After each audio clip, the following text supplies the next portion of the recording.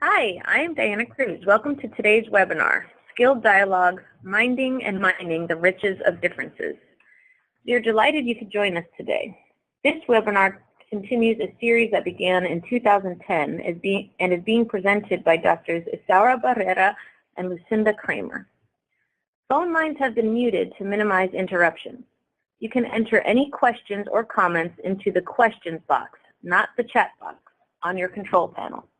The PowerPoint for this webinar is available in the handouts box on your control panel and on the Cadre website. We are extremely fortunate to have Isaura and Kim with us today. And Lucinda with us today. Drs. Barrera and Kramer bring a rich professional as well as personal history. They've taught diverse student populations at the university level for over 20 years. Their model, Skilled Dialogue, is particularly focused on communication and collaboration across diverse cultural, linguistic, and other boundaries. They have written extensively on Skilled Dialogue and have presented on Skilled Dialogue to educators in multiple states. Dr. Barrera grew up on the Texas-Mexico border and learned the challenges of diversity at an early age. She grew up in a Mexican-American dominant home culture and entered school speaking only Spanish until the summer before her entry into first grade. She holds a BA in Major Communication Sciences and an MA in Speech Pathology and a PhD from the University of New York at Buffalo.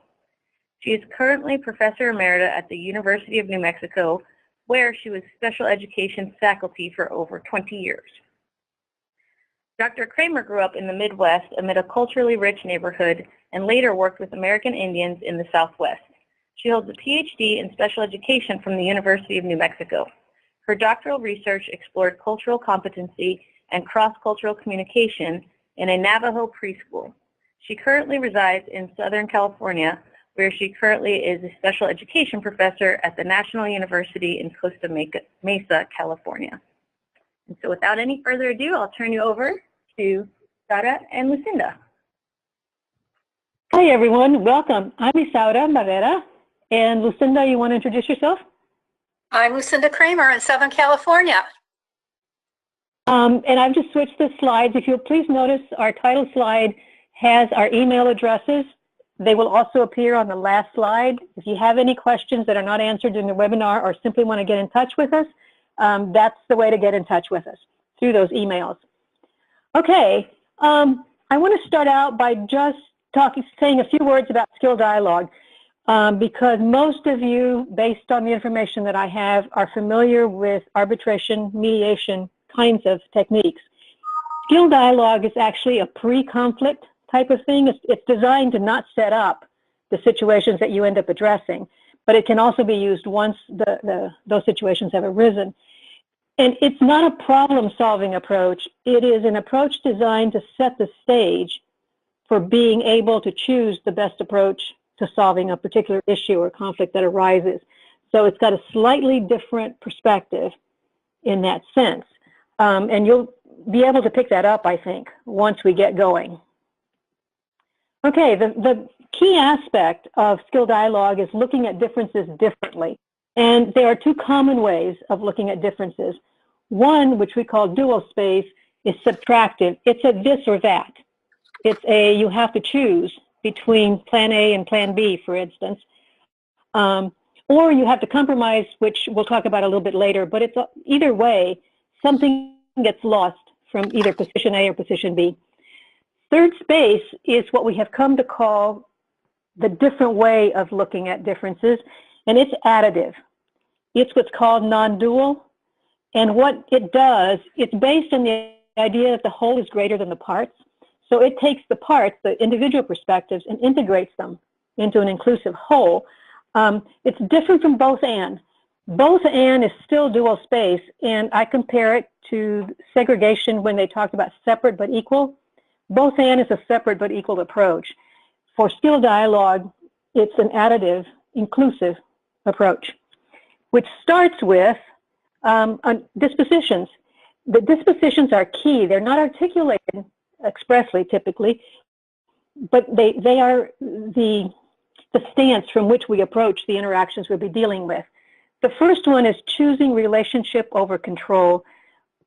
The idea that we're going to prioritize relationship over this is the outcome that I want. This is the reason I'm here and I'm going to go for this outcome. It doesn't mean you give up the outcomes, but it means that what's prioritized is the relationship. And it involves leveraging the power of the other. So it involves not only the power that's brought to the situation by one person, but also leveraging the power that the other person brings to the situation, even though they might be in fierce conflict or appear to be in fierce conflict. Nevertheless, it's the relationship between the two that eventually gets us where we want to go. So that's the first disposition. The second disposition is called setting the stage for miracles. And this is not a religious thing. A miracle is simply an outcome that can't be predicted from existing data. So an outcome that can't be predicted from existing data. Meaning, here you have someone and you would swear up and down that they could not possibly do X, believe X, cooperate, whatever. And it's about setting the stage for that exact same thing, for that thing to happen that we may not be able to predict. Coming out of special ed, which I know many of you do, this is not unusual for us because our populations that we deal with that have disabilities are consistently doing things that we might not predict based on the extensive data that we collect on them. And that involves leveraging the power of paradox, which we're going to talk about a lot more. But paradox is the power of two things working together and complementing each other, even when they appear to be contradictory. Okay, I'm going to turn it over to Sin in a minute, but first I want to ask, just from this brief introduction, any thoughts or questions that you'd like to have me address before we move on? No, it looks like we're okay, Sin. Go ahead. Hi, everyone. This is kind of a nice visual. It's either a mustache or two snails or two fishes or two whales, but it really is symbolic of contrasting points of view for our presentation. So the question is, how might these be related? They're separate, they're two different colors. How might they contribute to each other? How could they come together? So skill dialogue starts with the identification of two contrasting data points that appear to be contradictory and would only allow for choosing the black one or the white one.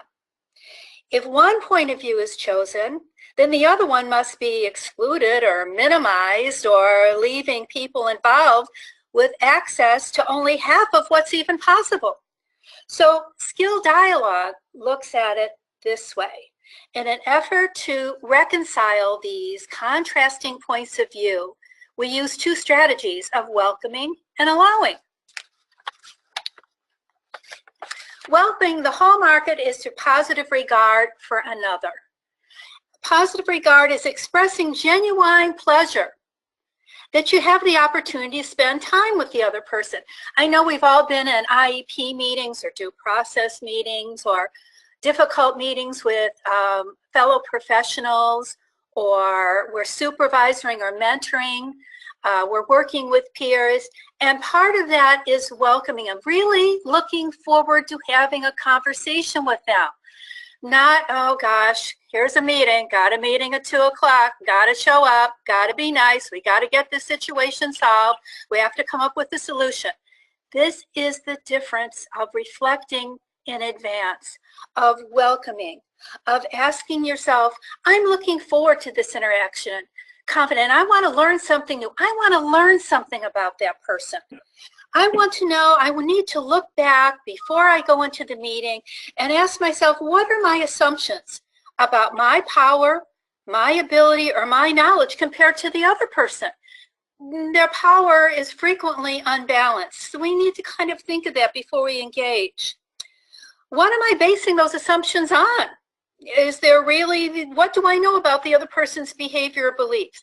Is it evidence-based, or is it inferences from my own cultural background and experience? Are my assumptions about this person even true? Maybe I'm taking my life experience and just kind of laying it over them and making assumptions that may have no evidence. So as we look at welcoming, the idea is to recognize the other person as capable, as meriting dignity, of course, respect, no matter what their level of expertise or knowledge. So you may have a parent that has very little, I deal with this in early childhood special ed frequently. Parents are just adjusting to our system of early intervention, and they don't have the knowledge, and they don't know how the systems work. They may be new to the country, so it's totally layers and layers of knowledge and experience. And yet I can still have a conversation. I can still do skilled dialogue because I'm welcoming them, because I'm respecting who they are as a person, and I'm respecting the life experience they're bringing. So the goal here is to connect with someone with equal dignity, to assume that the other person and I are equally competent. I may have more knowledge, but we're equally competent. Being able to accept for their diverse behaviors as evidence. There's a reason for their behavior. There's a reason for their position on child rearing, for example. It's unconditional respect, being able to communicate them. And what does that look like? It looks like, so when you go into a meeting, it might say something like, how are you? It's good to see you. Tell me more. I'm glad we're having this meeting, as opposed to saying, glad you're here, have a seat, let's talk about the problem. It's introducing and allowing time for them to become comfortable and to let them to begin to express their concerns and not keep redirecting to what your solution might be. So let's move on from welcoming to our next slide, which is allowing. So now you're in the meeting with a person who has a highly diverse, different kind of constructive perspective. The hallmark, the expression is the other perspectives without contradictory or defensive remarks, meaning you're not judging. You're allowing them to share and be who they are, to share their story. So the critical question for you is, can I listen to the other without contradicting his or her perspective or needing to defend my own? Or what frequently happens is jumping to a solution right away. It's like you hear 2 minutes of their story and go, well, I can fix that for you. This is not offering solutions. This is listening to their story, inviting their story. And it asks you as the listener to let go of your stories and your life experience, what you think, your judgments, your interpretation. You know, we always have that little conversation going on in our head while the other person's talking. And we're trying to figure out, but we're we frequently lay over our own interpretations and our own judgments. So the goal here is to stay with the tension of the contradiction. So listening without contradicting or presenting your perspective, which is really hard to do. So first, ask yourself, am I staying with the tension of disagreement without trying to resolve it or give solutions? Am I allowing the other person to speak before even giving my impression of my solution? So what does allowing really look like? It looks like asking someone to stay in the tension and being respectful and have them tell their stories without interruptions. Good allowing looks like the other person is doing most of the talking. You are not. You are doing the listening. So you're refraining from offering solutions. You're not doing listening going, but, you know, or giving other signs of being defensive or giving either or choices. Don't interrupt. There can be some comfortable silence. When there's silence, a short piece of silence, it is respectful. It demonstrates respect because you're thinking about what the other person just said. If you talk over them or talk too quickly and respond, it looks like you didn't take the time to process and think about what they were sharing. So it's, okay, I'm glad you told me that. I'm glad you told me and expressed that concern, as I can see how you feel that way now. So they're explaining their story. Not, well, I heard what you said, and here's what I'm thinking. It's letting them tell their story. So it's listening without interruption, not proposing solutions, and the speaking should be equal or they should speak you more.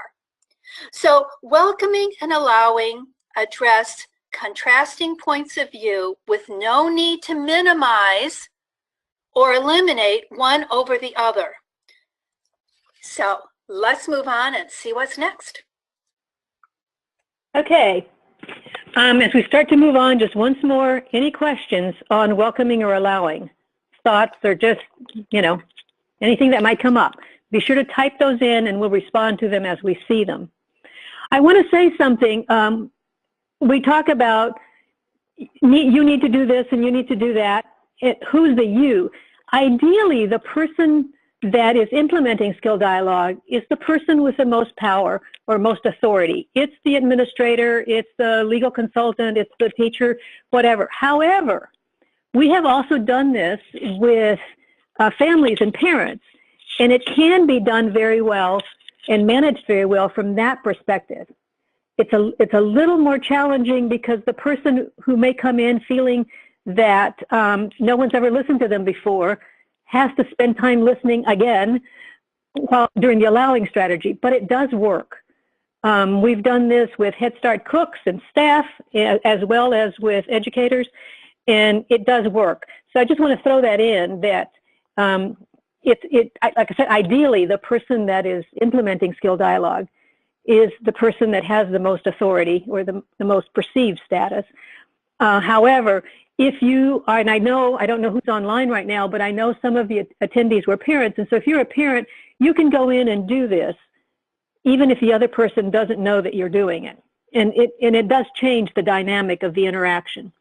Okay, so we talked about the beginning. Now we move from respect to reciprocity.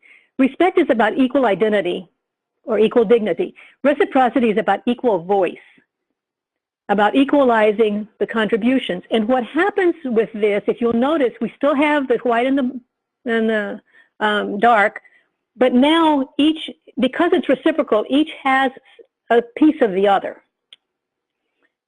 And again, there's two strategies associated with establishing reciprocity.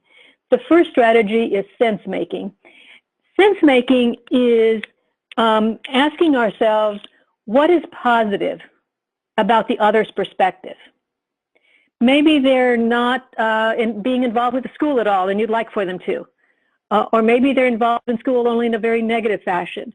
Or maybe it's an administrator who wants a family to do things that the family doesn't believe that they should be doing or could be doing. What is positive about that?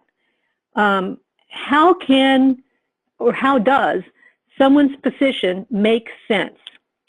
I heard on NPR the other day, they said, find out what's right about what they're doing.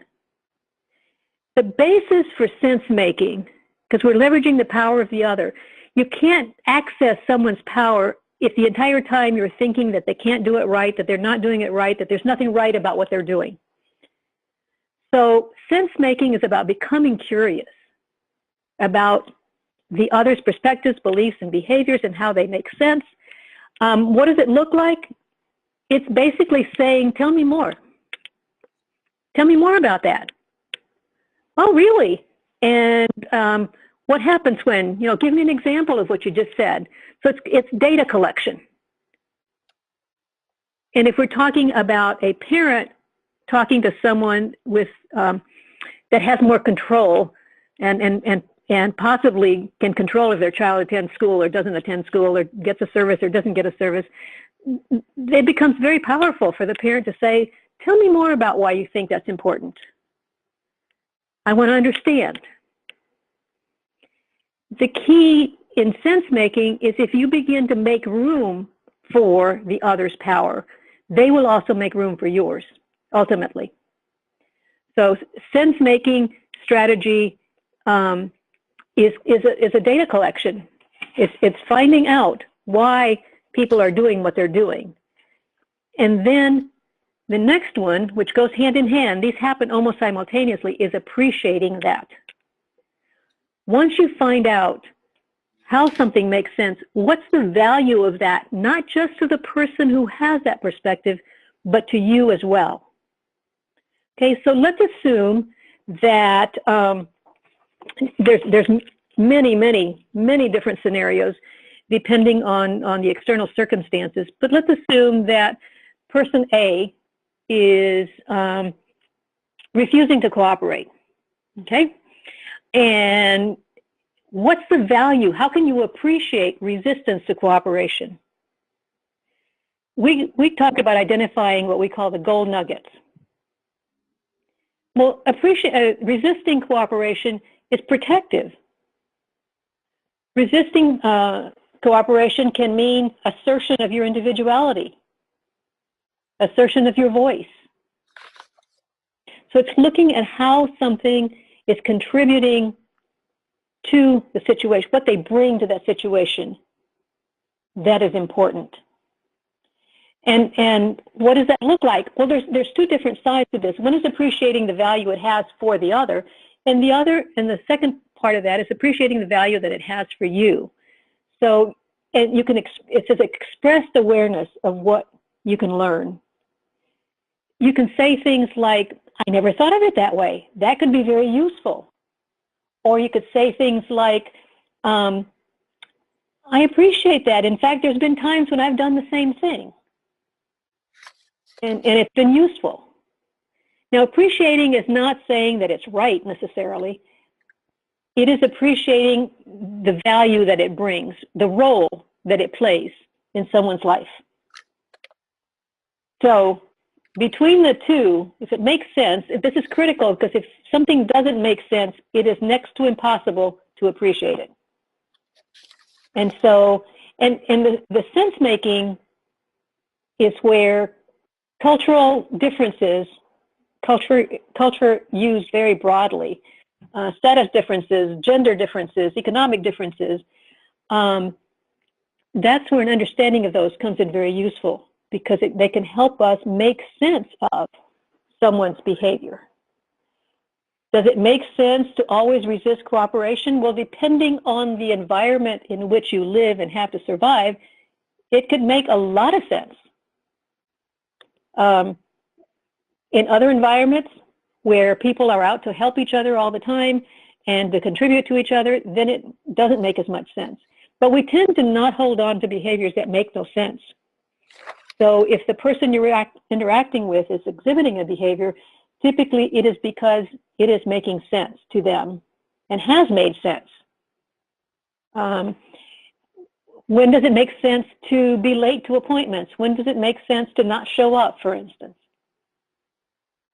And these are things that don't have easy answers, and they don't have the same answer. The answers are very unique to the people we're interacting with. But leveraging the power of the other is leveraging the power of their position, of their perspective, and what it brings to the situation. So we have looked at the respect and honoring the identity of the other person. We've looked at reciprocity and honoring the voice of the other person, how they express who they are. The first is who they are, the second is how they express who they are. And then we're going to move on to the next one.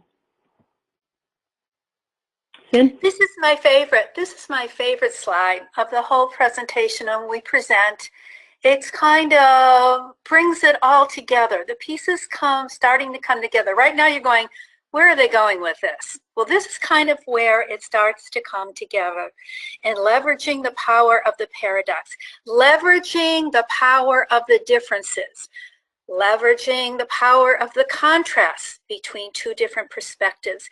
How do you get to that point? By being responsive. And if you look at the graphic on the slide, you'll see that each point of view remains distinct. Okay, the black stays black, the white stays white. Both are connected along their borders. Each contains a seed of the other. Important part, each contains a seed of the other. And finally, looking at an inclusive whole, when you look at whole, it's signified by the borders. So let's look at how we move to this inclusive whole through joining. So joining is an interesting concept. The hallmark is truthfully saying, I can see myself doing or saying the same thing if I were in your shoes. If I had the same life experience, I'd probably do what that mother's doing. Or if I grew up and had that same cultural background, that some educational opportunities, I might think what that person is thinking too. So it's really seeing yourself at the point that if you were in their shoes, you might be doing the same thing. Their behavior based on their experience makes sense to you.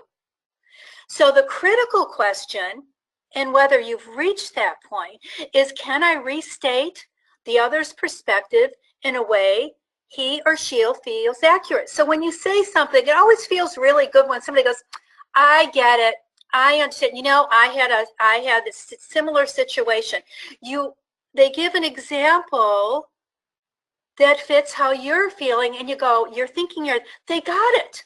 They understand what I'm thinking about. We're joining together. So the challenge is to restate the other's perspectives, and that the other can say, that's it, you've got it. So it's about expressed empathy.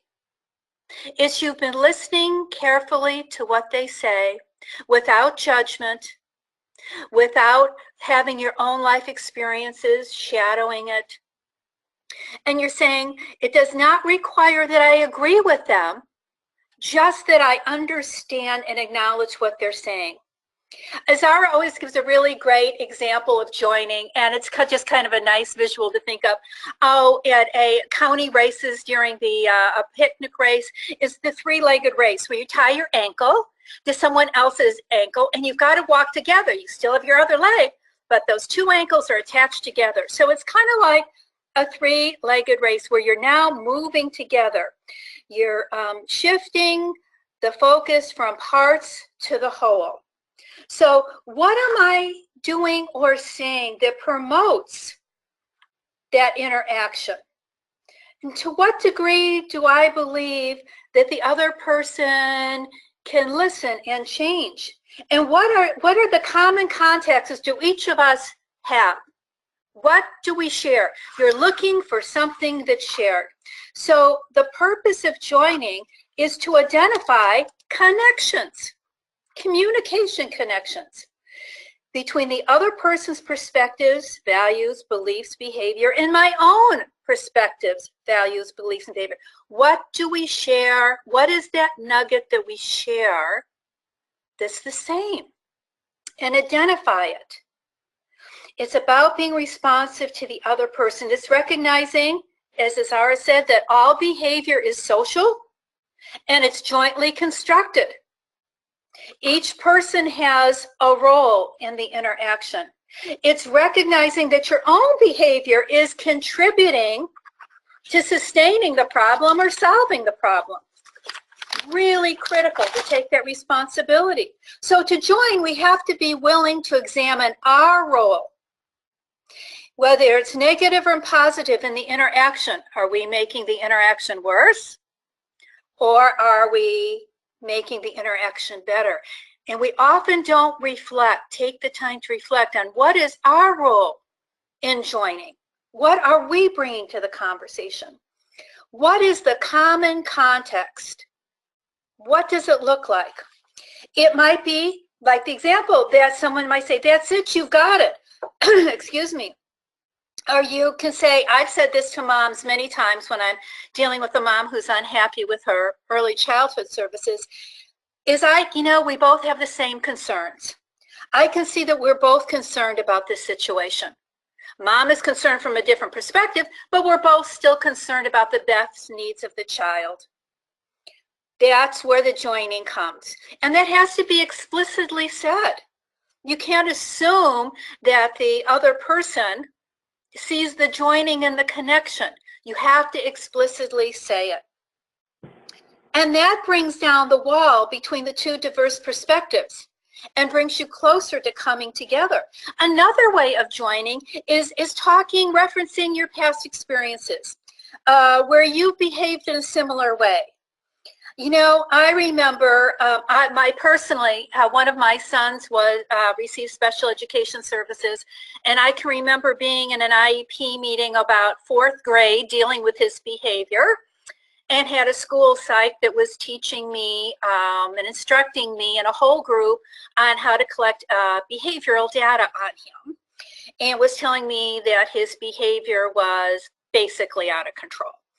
And now that I sit in meetings and I have a parent who is experiencing similar behaviors at home and at school with their son, I'm real comfortable saying, you know, I remember feeling that same pressure and confusion at my son's IEP meetings. And they connect. It kind of eliminates that power issue, and you find something that you can connect to the other person based on your past experiences. So you can verbally acknowledge how one's behavior and the other person's behavior complement each other. You know, what you're actually doing can actually support the goal that we're going to work on, or what you said already really is part of what I see as a solution, how we can work together. I think we're on the same page. It's, you know, we're both concerned about your child's behavior or the transition to school. So kind of summing up, joining has different kind of facets to it, is not to use statements that reflect either or perspectives in which only one person can be right, but finding that little seed where you can both connect.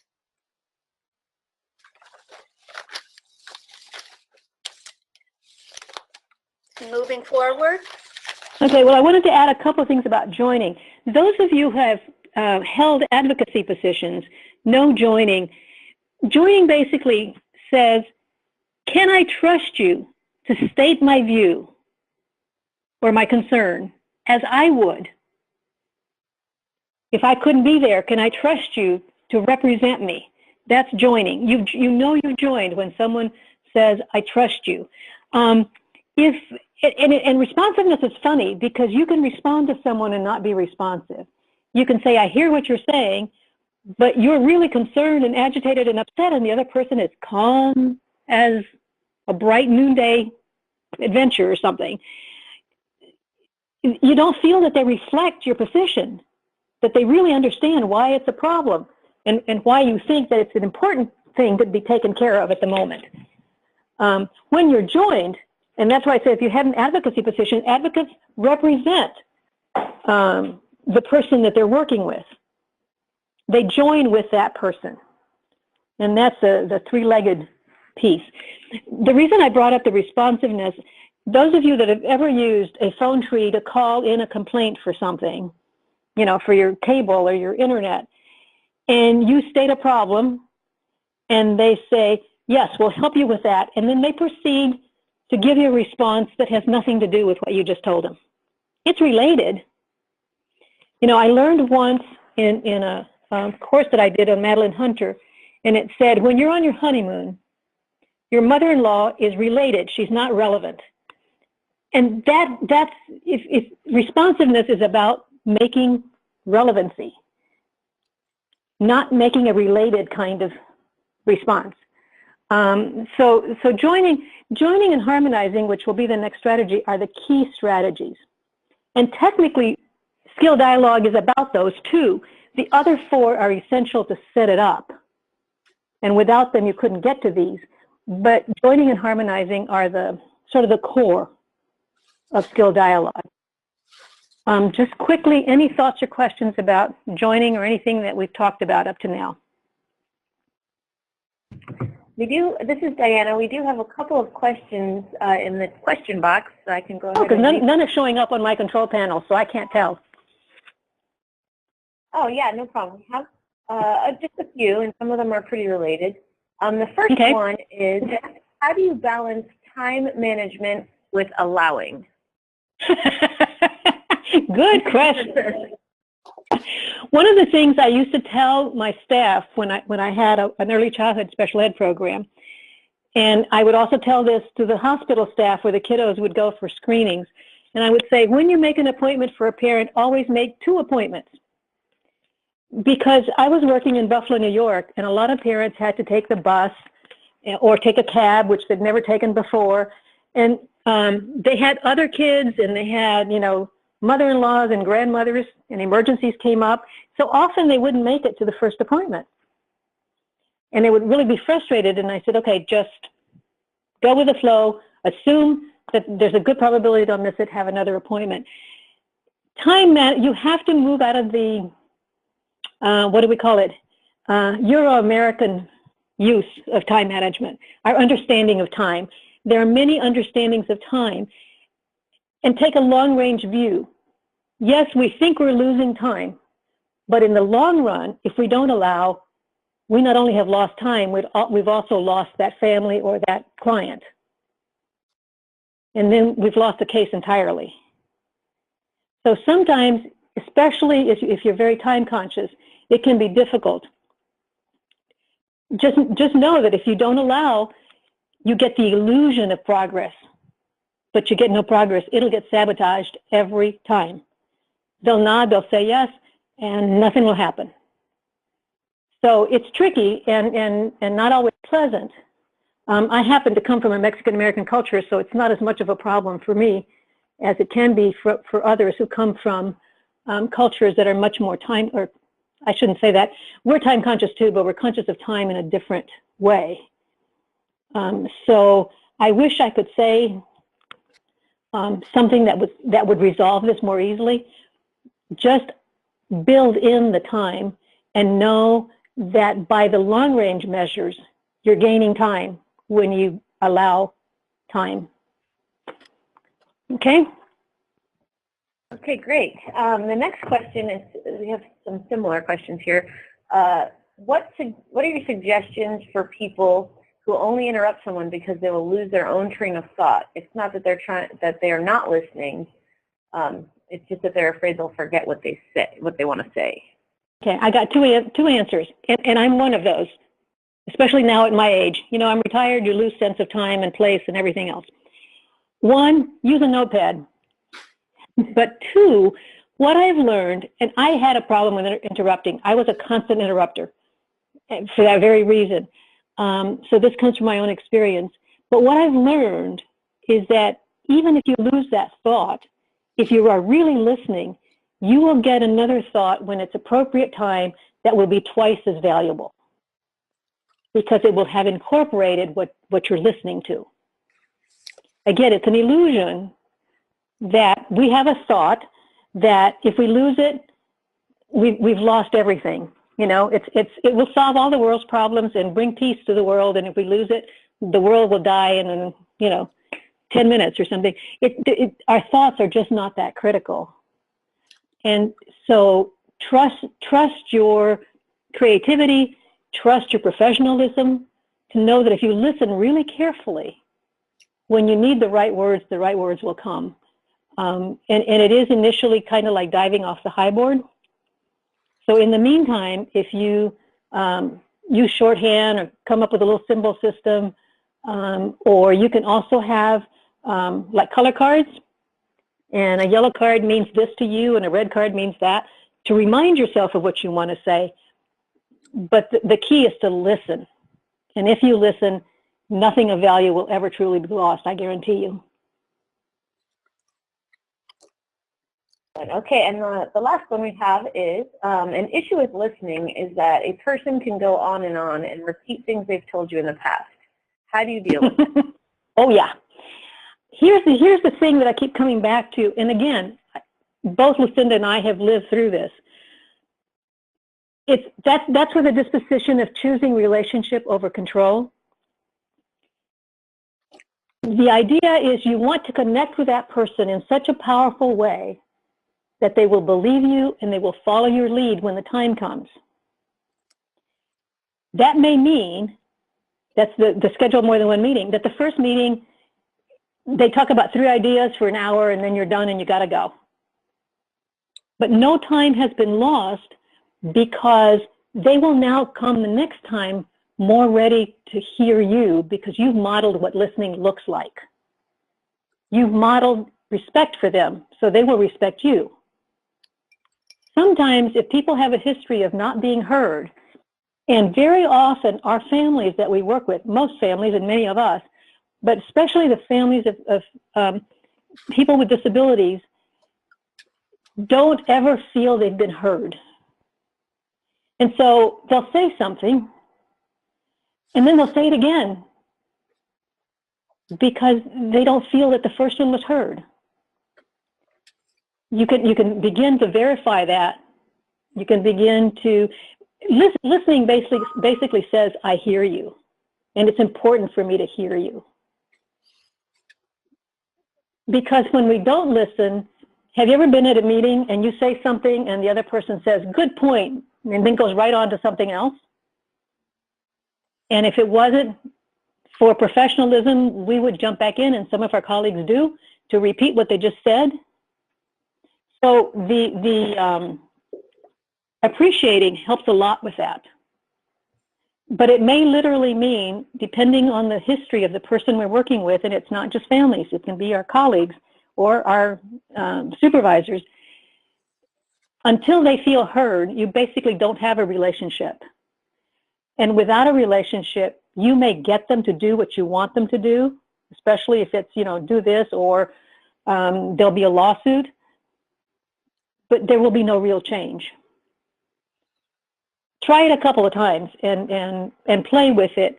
And one thing I do want to say before I forget, skill dialogue is not for every situation every time. There are times when there are legitimate time constraints where this action has to be taken in 10 days or it won't be available anymore. And so that needs to be talked about. There are situations in which there is a real abuse of power. Never use skill dialogue with someone who is a perpetrator in the widest sense of that word, with someone who manipulates and likes control and does so consciously. And you have to use your judgment to find who those people are when that's an intentional thing. You don't want to give away your own power. And it's okay to say, I'm starting to feel uncomfortable because I feel we need to move on, and yet I really want to listen to you. That's where harmonizing will come in. You may need to backtrack and come up with something about harmonizing before the actual harmonizing that will lead to the resolution of whatever the situation is. So let me talk a little bit about harmonizing, because I think that becomes a key strategy. What you want to do is to generate an inclusive response, an inclusive option that integrates their perspective and your own. Skill dialogue is not about giving up anyone's power. So is there a way to find what I call a third choice? Not your position, my position, but our. If you put the two together and create a harmonious whole that integrates diverse perspectives. And part of that is asking yourself, how are our positions complementary? How do they complement each other? And that goes back to what Lucinda was talking about joining. My need to rush and their need to spend all day talking actually complement each other, because one triggers the other. It's like we don't know what white is unless we've experienced black or dark. And we don't know what action is unless we've experienced inaction. So sometimes we set up the very dynamics that are the most frustrating for us to deal with. So it's okay to express your perspective.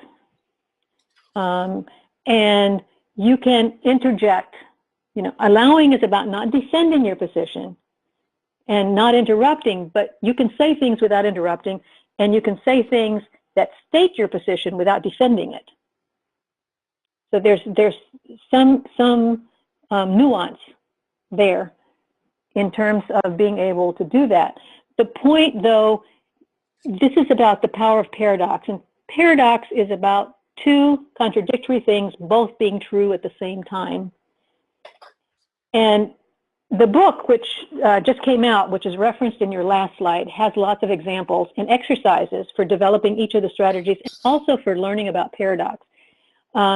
the dominant U.S. culture is not great on paradox.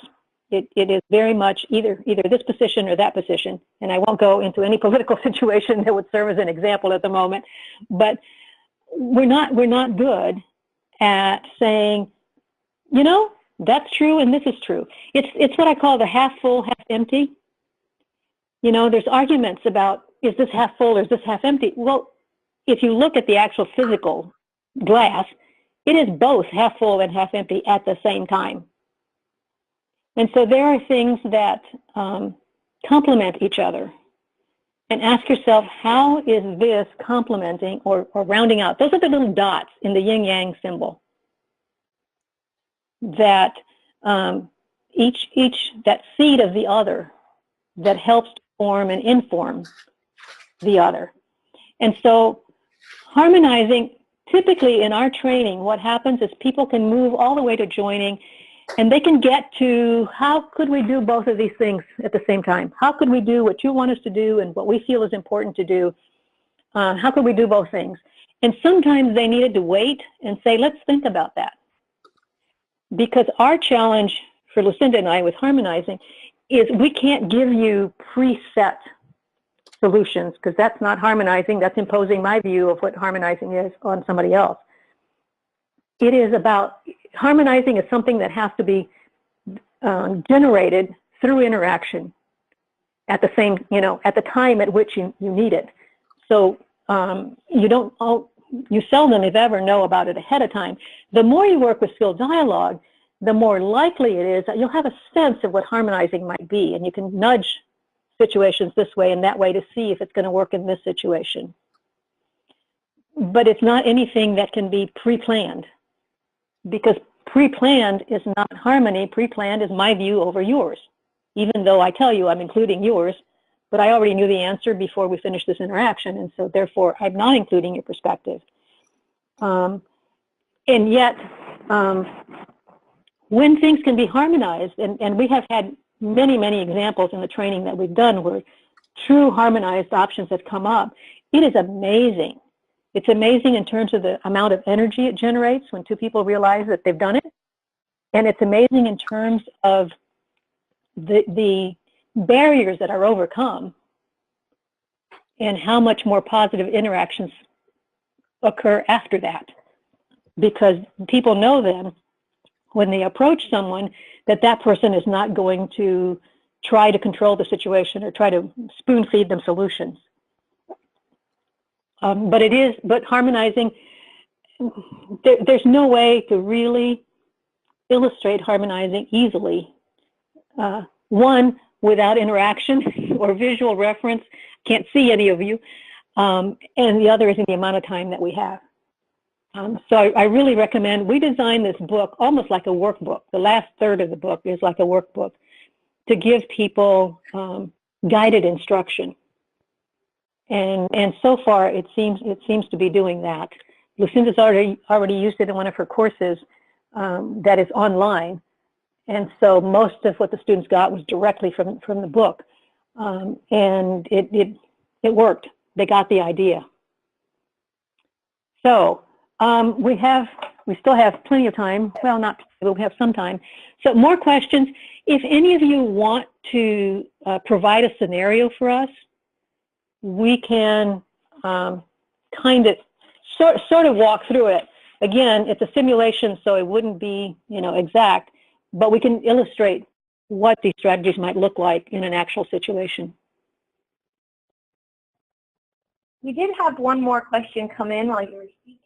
If you want to take that first. Sure. What are some good resources for learning how to deal with difficult and challenging people when relationship doesn't affect the person's behavior? Well, skill dialogue doesn't replace any other approach that's out there.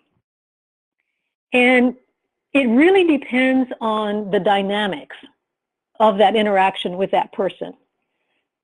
Sometimes the solution is to walk away and have nothing to do with them. Sometimes it is to establish a relationship at a different level. So it really depends on the dynamics of how to do that. Typically, one of the most challenging things. See, as someone who grew up in as a minority, who grew up believing that other people knew how to do things incredibly better than I could speak English better than I could, and you know, could function better than I could, I started to try to figure out how I could hold on to who I was and still negotiate the world at large. So my focus was on what can I do to change the situation. Yes, it would be lovely if that person changed, but I have no control over that. I can't change someone else. I can only change me. So how can I change my response to something without sacrificing what I hold near and dear? And when I was about 8 years old, I came home from school one day, and I was just in a tear because this little girl that I was friends with had done something. I don't remember what it was. I just remember that I was just furious. And my mother said, you know, dear, what makes us the most furious about other people is something about ourselves that we have not dealt with yet, or that we hide from ourselves. That's a difficult truth to deal with. 9 times out of 10, it's true, however. It is truth. Sometimes people are difficult to interact with because they mirror parts of ourselves that we don't want to see. So one of the approaches I personally would take in that situation is to say, what am I seeing in the other person that is driving me nuts, and why is it driving me nuts? And it's about me. Because ordinarily, the example I would give my students is if I'm having an interaction with you and I tell you how much I hate 2'3" albino adults, let's say, you'd look at me and go, yeah, so? There's no connection. So it wouldn't bother you that I was upset about that. It wouldn't bother you that I was bad-mouthing this particular population in most cases because it had nothing to do with you. But if you were particularly worried about your weight, for instance, or your intelligence, and I started to criticize that, all of a sudden I would become a person difficult to deal with because it touched something. That doesn't mean it's okay for me to do that by any means, or that it's okay for you to accept it by any means. But it means that that what bothers us most is typically other people are mirrors for us. And when they mirror something that we have difficulty dealing with for whatever reason, that makes them difficult to deal with. How you approach that, you would really need to look at the specifics. I mean, if this is your mother, you deal with it one way because you can't get rid of your mother in most cases. So in some cases, you might have to do that. If this is someone that you work with on some committee, it's sort of important to deal with that, but you know, they're not critical to your life. If this is a child, if this is your son or your daughter. So all of that also makes a difference in terms, skill dialogue takes time and self-reflection to develop. And I don't advise spending that time in self-reflection just for the fun of it. You know, it is incredibly valuable in certain situations and in certain relationships.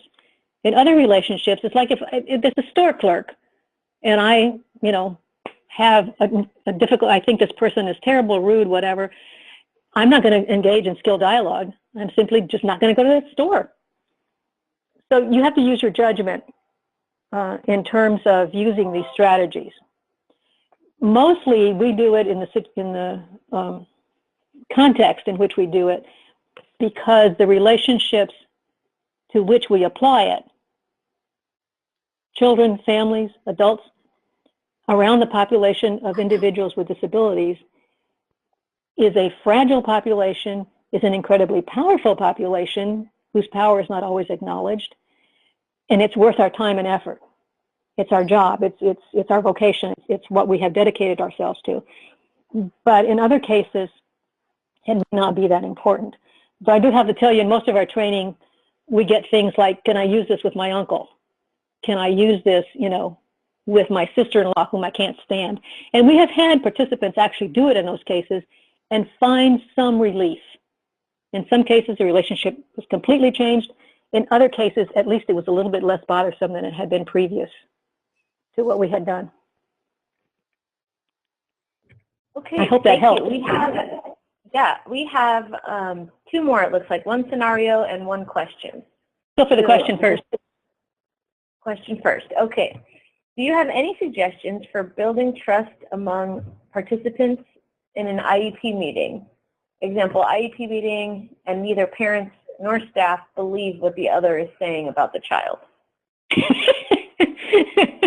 Okay.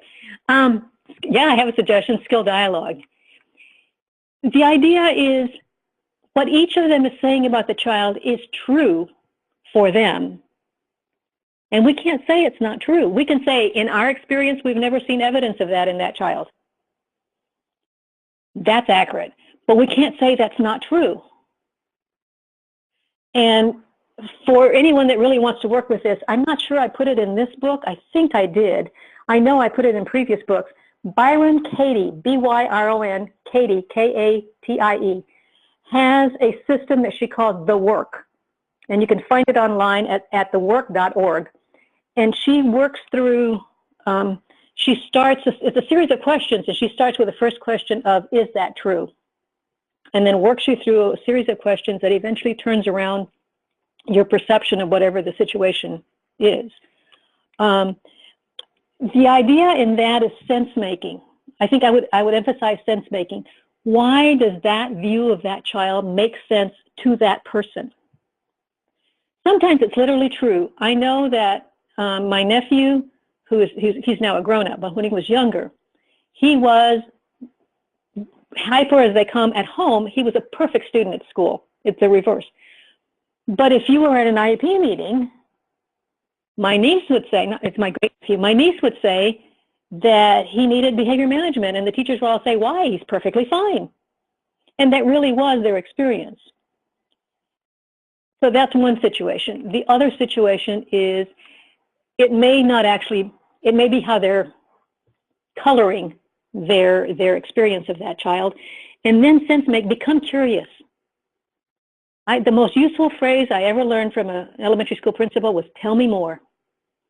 Have the people at the IEP meeting, whichever side wants to take the plunge, when someone says X about a child, and your first reaction is, that's not true, don't say that's not true. Just say, tell me more. Give me an example. And draw out as much information as possible to figure out what's right about their opinion before they can go from there. Now, I know IEP meetings are not the best place to work this out. You know, you're time constrained and there's other people there, and, you know, it's almost scripted. So it might be something that you want to work on outside of the IEP meeting prior to the IEP meeting, so that when you come into the IEP meeting, you know, you've already established somewhat of a base of joining or trust. Okay, so we have a scenario here, and then I'm not sure if we've had another one pop in, but I'll get with you after. The first one says, we have an advocate who attended a meeting between a parent and school administration. The parent has legitimate points to make related to needing supports for her daughter. However, the parent arrived late and spent the entire meeting texting and not making eye contact with the administrators. It was obvious that she was struggling to interact.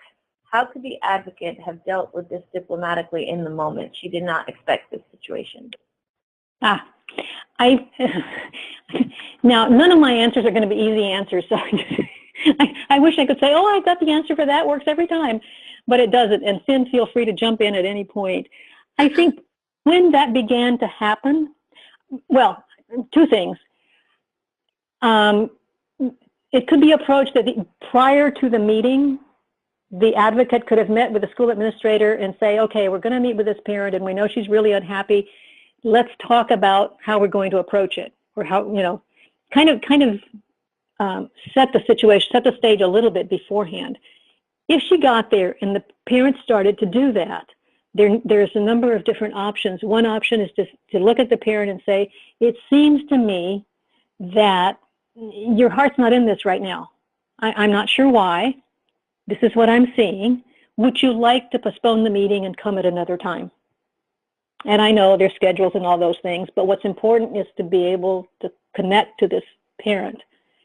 My sense is, just in hearing it, that this is someone who didn't have any hope that she had any role in that meeting whatsoever.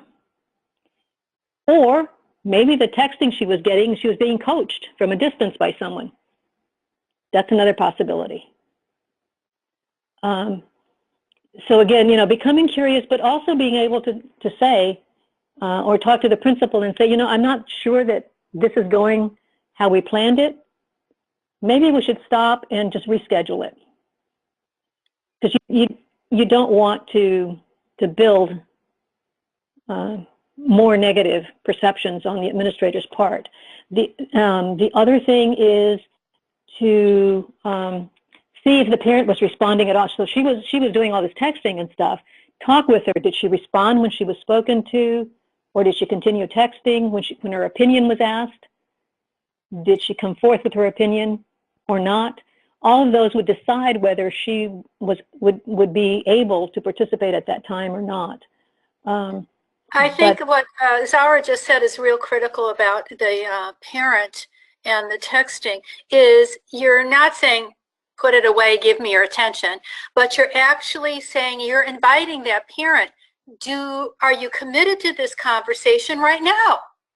You know, took the energy, the emotional energy, physical energy to get here, but it appears you're not participating. So maybe this isn't a good time for you. So you're giving her the opportunity to either step out of the meeting and reschedule the meeting, or make a commitment, i.e. to stop texting, and be an active participant in the meeting. So you're giving her, and that's a respectful kind of way to deal with it. You're giving that parent options. Yeah, ask yourself, what would it take for me to behave that way? What kind of pressure or stress would I need to be under to behave that way? And we have all texted when we shouldn't have been texted, when we should have been listening. So we know the behavior. What does it take to get us there? The other thing that I just thought of also, I talked about the advocate meeting with the administrator. Advocates need to meet with parents, and I'm sure this advocate did, but be real plain or be real forthright about, you know, we're going to work with this. These are some of the things the administrator is going to be looking for, and it will increase the probability that he'll really believe you and pay attention to you if these things happen. Because maybe we don't know what the parent's history is in dealing with authority figures. I would almost guarantee you that at that point she became 8, 9, 10 years old, and she was in the principal's office once again. You know, so become curious about why that behavior is manifesting itself, and then that'll help direct sort of how you respond. But I recognize it's a very difficult decision or scenario to deal with, because like you say, she wasn't expecting it. And it could also be something happened right before that meeting. If she didn't expect it and she's worked with that parent and she knows the parent fairly well, then maybe something happened right before the meeting, which is another way to approach is to say, you know, when the thing about welcoming is when they walk in. I'll always remember a video that Lucinda and I did some videos with some of her students, and they were for her class. I went over to California and I did skill dialogue, and then they did scenarios. And this one student shows a scenario where a parent comes to see him, and the parent, you know, it's in California, and the place around the university was under construction, and, you know, the parent finally got to the 4th floor office or wherever she had to go to meet with the student, and the student jumps right into the meeting. The parent wants to just catch her breath, tell him what a terrible time it took to get there with the traffic and the construction and everything else. And so welcoming allows you to say, you know, like, we're so glad you're here. How was your time? You know, how was your trip here? Was it okay? Is everything okay? You know, is everything okay? Or is there something that we need to talk about? You still want to have the meeting? Because maybe something happened right before that meeting. You know, it could be that someone that was close to her had just gone into the hospital. and she was texting back and forth. But she didn't feel she could come out and say, not now. I can't have this meeting right now. I'm dealing with something else. So those are all things to explore. But that's a great scenario. And part of skill dialogue is kind of having all of these strategies in a bag and then pulling them out as needed.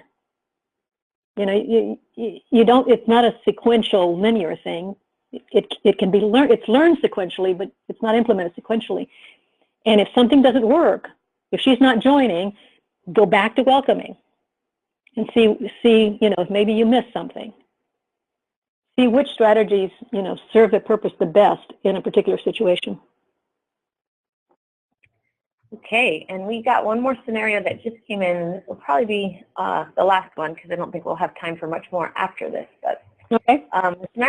The scenario is when parents call our helpline, they sometimes have a need to just unload, to tell a long story. We always respect that. If the calls, though, start coming repeatedly and the same story is told over and over again, we try to help the parent reach a point where the issues are bullet pointed, and we try to steer them to looking at options for moving forward. Usually this works, but sometimes we just don't have the time at the moment of the call to stay on a lengthy call. Is the best way to start providing communication in writing so that things are more black and white? It can be. I mean, that's certainly an option that you can use on top of anything else. Where I would go to is joining, and I'll ask Sin in a minute to jump in, is joining.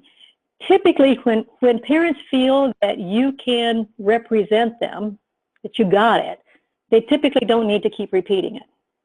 There are disabilities and mental health issues that will keep someone repeating something, but that's a different issue. So working on the joining strategy to reflect back to that parent and be able to say, here's what I'm hearing, here's how I can represent that, or am I getting this? Or say, at this point, what do you want from me?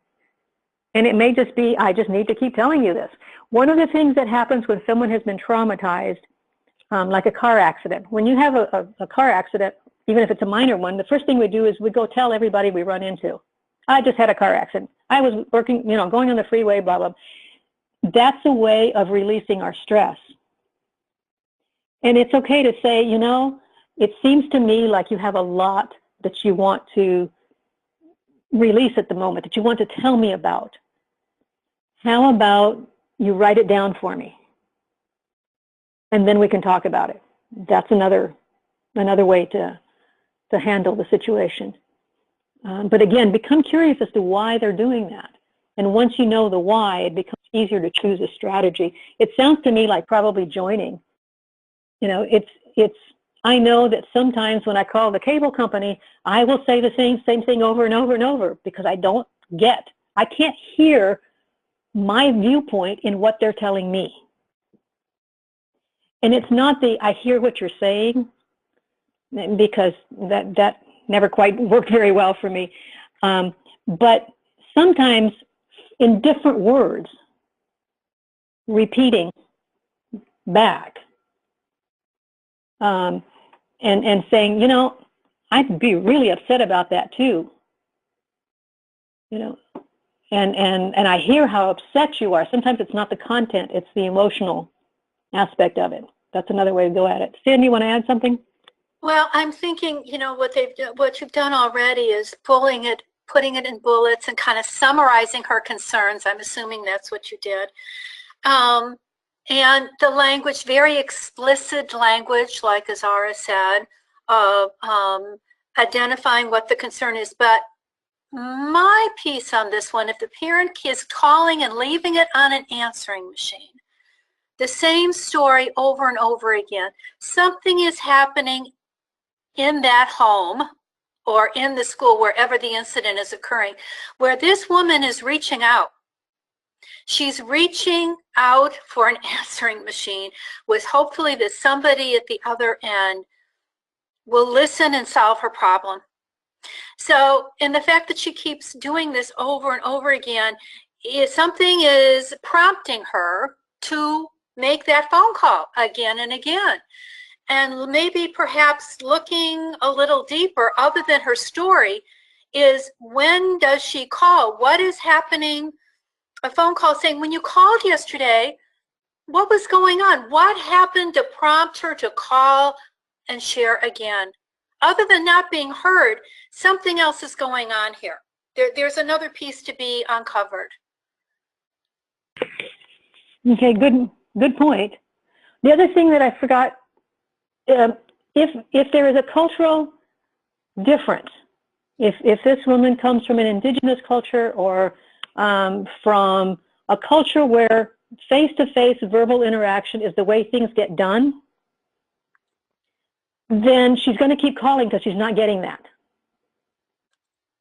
And now that we have phones, if you can FaceTime, if you're actually connecting with her, and it's not just an answering machine, FaceTime, so that she sees your face, you see her face, that might also help. Depending if there's a cultural piece in there that's invalidating the oral word part. Okay, we're just about the end of this. The very last slide, just very quickly, you'll see our book, and you can get that from Balboa Press or Amazon, anything like that. We also listed a couple of other things. The last one on there, Learn and Play Tip a Day, one of the tips has to do with skill dialogue in that book, so I put it on there.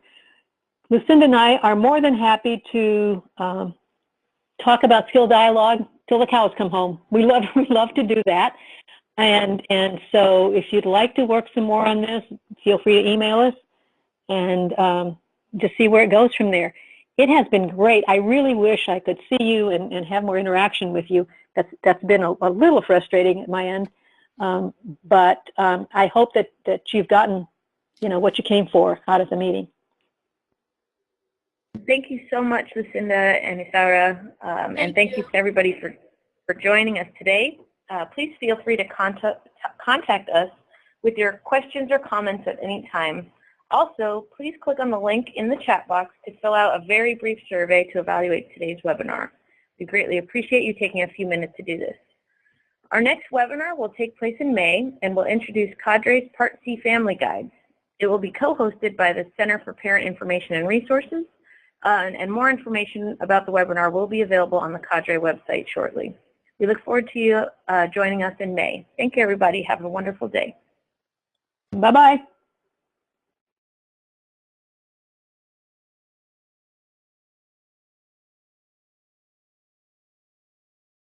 Can you still hear us, Noella?